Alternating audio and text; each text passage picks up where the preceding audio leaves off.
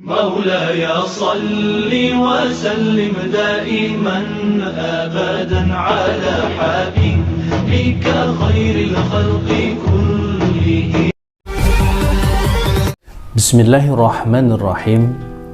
السلام عليكم ورحمة الله وبركاته. الحمد لله الذي جعل رمضان شهرا مبارك افترض الله علينا الصيام وسن رسول الله صلى الله عليه وسلم القيام.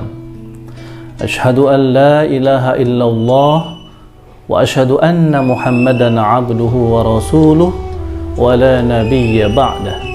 اللهم صل وسلم وبارك على سيدنا محمد وعلى آله وصحبه أجمعين ومن تبعهم بإحسان إلى يوم الدين. أما بعد، فقال الله تعالى في القرآن الكريم: أعوذ بالله من الشيطان الرجيم. يا أيها الذين آمنوا كتب عليكم الصيام كما كتب على الذين من قبلكم لعلكم تتقون. Sadaqallahul azim. Saudara-saudaraku, jamaah kaum muslimin yang dirahmati oleh Allah Subhanahu wa taala. Jumpa lagi kita dalam kuliah Ramadan di tahun 1441 Hijriah bersama saya Syukron Ma'mun. Jamaah sekalian rahimakumullah. Ketika Allah Subhanahu wa taala mensyariatkan sesuatu, mewajibkan ibadah kepada hambanya, maka tentu akan ada banyak keistimewaan, akan ada banyak keutamaan yang didapat oleh seorang hamba yang melakukannya dengan baik. Begitu pula dengan ibadah puasa. Ibadah puasa yang dilakukan oleh seorang hamba, nilai manfaatnya, kebaikan-kebaikannya akan kembali kepada si hamba yang melaksanakan.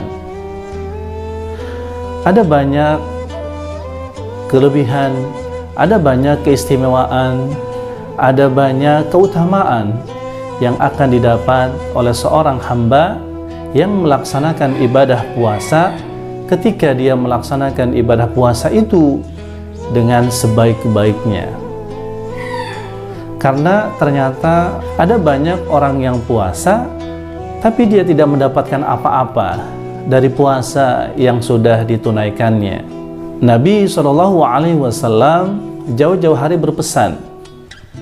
Kata Nabi, kam min sa'imin laisa lahu min siyamihi illa al-ju'i wal 'atas. Berapa banyak, kata Nabi, orang yang melaksanakan ibadah puasa tapi dia tidak mendapatkan apa-apa dari puasa yang dilakukannya. Begitu pula misalnya dalam hadis yang lain, kata Nabi, man lam yada qawla zur wal 'amala bihi falaysa lillahi hajatun fi ayyada'a ta'amahu wa syarabahu.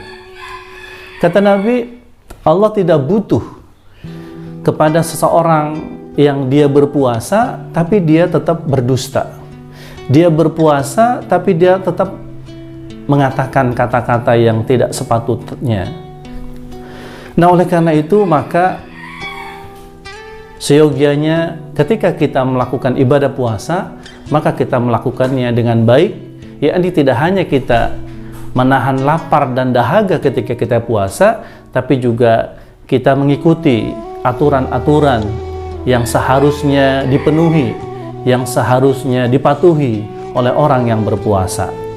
Misalnya saja ketika kita puasa, kita juga menjaga mata kita, kita juga menjaga telinga kita, kita juga menjaga tangan kaki kita dari berbagai macam perbuatan-perbuatan, aktivitas-aktivitas yang itu bisa menjadi sebab puasa kita tidak diterima oleh Allah Subhanahu wa Ta'ala.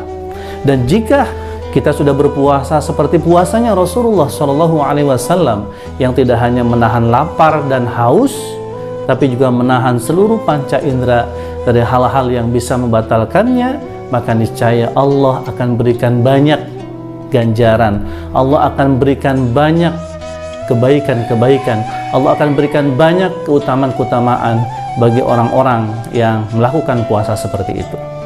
Lalu pertanyaannya adalah, apa saja keutamaan, kebaikan yang akan didapat oleh orang yang berpuasa ketika dia berpuasa dengan baik?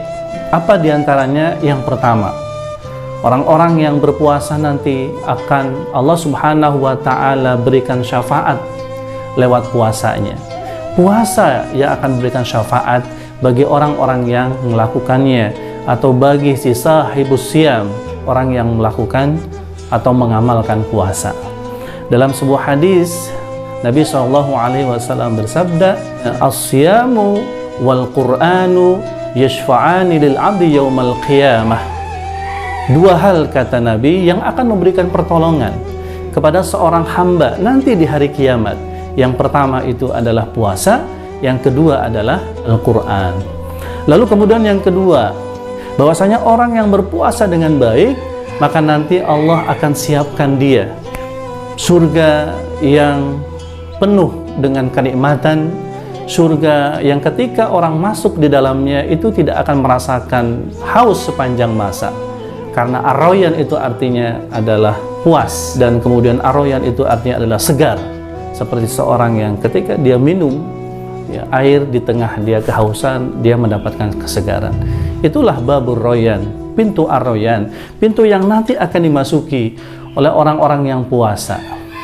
Jamaah sekalian rahimakumullah, masih banyak lagi faidah, manfaat, kemudian kebaikan-kebaikan, keutamaan-keutamaan dari melaksanakan ibadah puasa.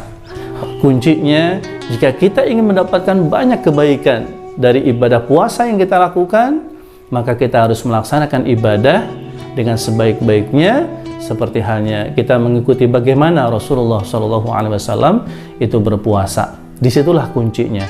Oleh karena itu, yuk mari sama-sama kita tetap semangat untuk melaksanakan ibadah puasa, karena sesungguhnya di hadapan kita nanti itu akan ada banyak kebaikan-kebaikan, akan ada banyak kenikmatan-kenikmatan, akan ada banyak faidah, manfaat, keutamaan yang akan kita dapatkan ketika kita melaksanakan ibadah puasa ini dengan baik, sesuai dengan tuntunan dari Rasulullah SAW. Aqulu qouli hadza fa astaghfirullah li wa lakum, tsumma salam, wassalamu alaikum warahmatullahi wabarakatuh.